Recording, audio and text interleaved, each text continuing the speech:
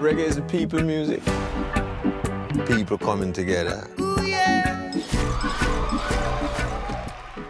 How do you approach playing Bob Marley? Like any role, in a way, I guess, like any role. The music was different. I'd never played an artist. I don't play music, I don't sing. So, you know, there's two huge things. There's a language and a culture that's not my own. And that Bob was a musician and he spent his life playing music and writing not just music, but some of the most incredible music that we've ever heard, and so much of it. So there was a huge amount of studying and preparation that needed to go into those two areas. But then really the rest is always the same. It's always, what's the journey through the film? What's the journey of the film, and how can I access the truthful, like, vulnerability of whoever you're playing? Bob's vulnerability was very specific, and I wouldn't have been able to do it without his friends and family, because I needed to understand who he was in private, and the books don't tell you that really. So I spent a lot of time with his friends and his family, and I learnt about him through them. These songs of freedom is all I ever have. Redemption songs. When you write that?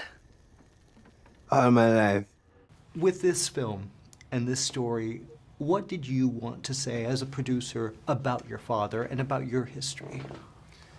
Yeah, for this film, but I know what we wanted to do was to express my father in a way that you haven't seen or known about before, which is the emotional, internal aspect of him, and what he must have went through psychologically, mentally, during this period of time that changed who he became, changed who he was fundamentally. And so, yeah, we want to explore that, the inside of Bob, not just the outside, you know? On December 3rd, 1976, would-be assassins invaded Bob Marley's home and attempted to take the life of the singer, his wife, and... Don't worry about that. Don't worry about that thing. Cause every little thing gonna be alright. You like that one? Yeah. Having Ziggy, one of the producers, that must have been incredible. Yeah, and not just Ziggy, you know. I remember I flew to Miami, and I went to Steven's house. I was there for 4 days with him and Ryan, and I was there with a guy called Lenny Dredd, who knew Bob from the 70s, who worked with him, you know, and worked in his mum's house, and we spent hours together. And Desi was there, who's been working for the family for years, who remembers Bob, and a guy called Lego, who was Bob's friend from when he was like 13, 14 in Trenchtown. So spending time with all of them, you know, and many, many more people. It's incredible, but there was no time to it. It's so surreal. There was no time for it to feel surreal. It was just, it was like we were really working to try and, you know, we had a huge responsibility, you know, to try and make the film, you know, happen. And so, yeah. Well, the stage performance here. This is you're having to copy what he did on stage or create it realistically. How difficult is that to do? How much prep did that go into? it was like, well, we can't copy him. You can't choreograph him, really. You'd need years to choreograph Bob. That's what we found out. The details of his movement, because he never does the same thing twice, is so different.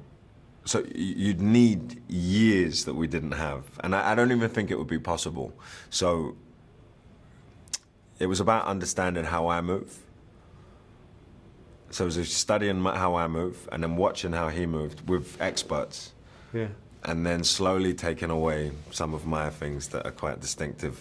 My gangliness, my longness. I bounce a lot. And then holding that, you know, it was a process of refining down until I took out all of the things that I do, and then we could start focusing on what he did. I think Kingsley, in bringing that human element, and not just Bob the legend or Bob the artist, but the human side. and how he moved was so connected to what he was singing and what instrument was playing. So it was spontaneous, because often I got this great technology where you could turn the volume down on all of the instruments in the songs, so you could just hear each song with Bob's vocals and the drum. And I realized a lot of the time he's moving to the drum beat and he's conducting with the drummer, with Carly. So that was a huge eye-opener.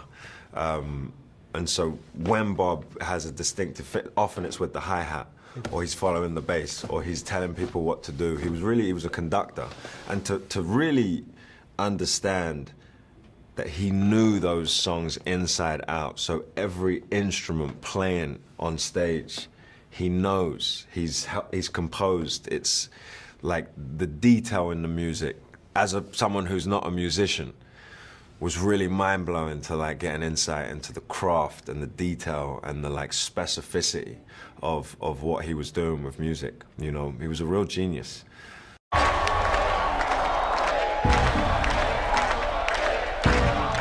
How you want to start? From the beginning. So I was talking to Ziggy, and one of the things that sticks out for me with this film is it's not a biopic where it's like, oh, let's get the sentimentality, let's make you feel sad. It feels like his music. It feels like his message, Bob Marley's message. Yeah. How did you approach that, and why this story, why this album, and why this concert? Yeah, well, you know, I remember Ziggy saying even early on that, like, my dad wrote it. It's all in the lyrics. It's all in the lyrics. And I was looking at all these books and references, like, it's all in the lyrics. And it's true. Bob sang about it. Bob sang everything that his life was about, what it was for, where he was singing from. And part of this film was trying to dissect some of those lyrics. And I had heard his songs hundreds and hundreds of times before, but then almost felt like I had never heard them before. And it was like this film was an opportunity to dive into those lyrics. The man behind the buttons and the T-shirts and the bags, right? Like, who is that person when the interview shuts off? Like, what happens next? Like, that is the moment, and that's what we wanted to try to capture. So that's why I thought that this timeline, 76 to 78, really captured that for Bob. It was a period of time of rich musical creation, rich musical genius. After a time of political turmoil and personal, what was happening, he had just gotten shot, he was in exile. So it just was so rich in what was happening in Bob's life before the cancer diagnosis and everything that we know came after that. So yeah, we wanted to focus on that period of time that gave us this celebration of Bob, his music and the men. Bob, they try to kill you and your wife.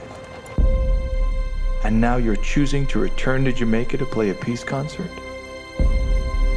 Don't you fear for your life?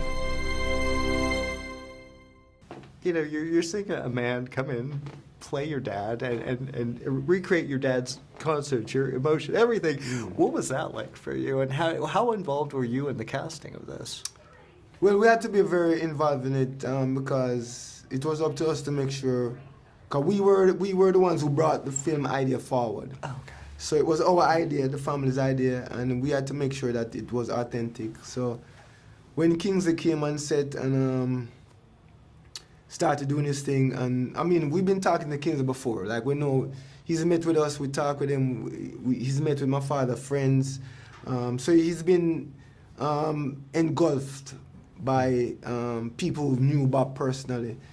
So when we saw him, I mean, I was happy, and I'm very happy with his performance, and the Jamaican people are very happy how Bob is portrayed by Kingsley. So we're very satisfied with it, you know.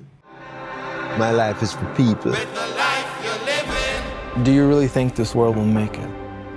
Yes. There's no other way. Yeah, well, that was one of the things why I think we feel like we didn't want to tell a story like he was born and then he died. Yeah. It's not important to know who this man is. You don't need to go from birth to death in telling his story. We get to a place in the story where he finds himself, he finds his purpose, and he talks about it. He tells us that his purpose is that if his life is for him, he doesn't want it. Yeah. His life is for people. So to get to that place, that journey, this was the time period that he got to that place, and that is who Bob Marley is, you know? Peace. Oh, life is worth much more than gold.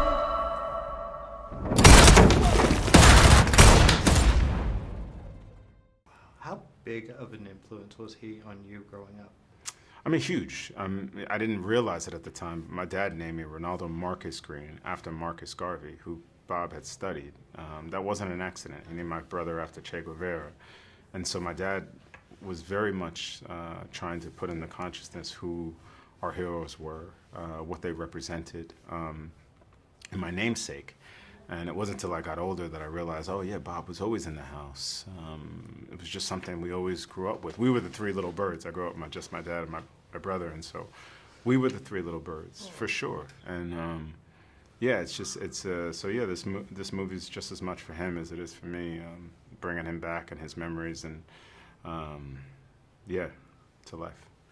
Well, it's something about his music, I think, and this movie does a perfect job of really telling his story in a way that feels incredibly relevant, incredibly personal, and it does. I wish people had that. Too.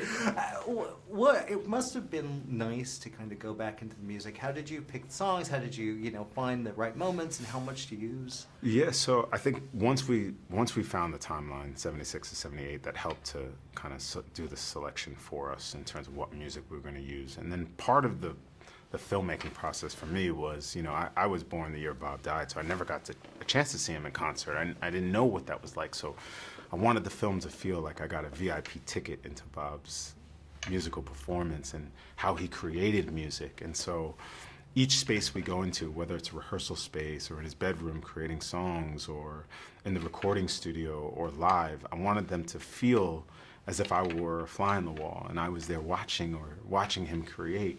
And that was the approach to the music. I never wanted the music to feel like an addendum to the story, and that we weren't making a musical. Mm-hmm. I wanted the music to feel natural. I wanted to feel organic to the process of what was happening in Bob's life at that time.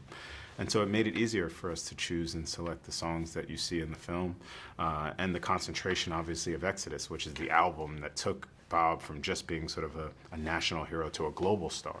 So there's a huge concentration of those songs and the songs that we know in the film and enjoy, and hopefully they're portrayed in a way that bring us closer, like I said, to the man behind the lyrics. How did much of your father's music has gone into your music? Because I love your music as well. How much did you get from your dad? Well, let's talk about my father's music in this way, is that it was him, but it was like Family Man Barrett, Carlton Barrett, the musicians that surrounded him too. So all of them created this music, which each individual added their own unique style to it. And I admire them as musicians, as I am a musician, and it inspired me. I try to copy some of the feel or copy some of the style of the thing while still trying to make it my own. It's just we are inspired by great music and musicians. And my father and the Wailers is no different to me than Miles Davis as a musician or Stevie Wonder, who inspire me. These are, beyond being my father and people that I know, he inspires me as a musician and a songwriter. I think he's a great lyricist, great melodies. He writes melodies powerful melodies, bro. I mean, he was like one of the best songwriters, One love, one heart, one destiny.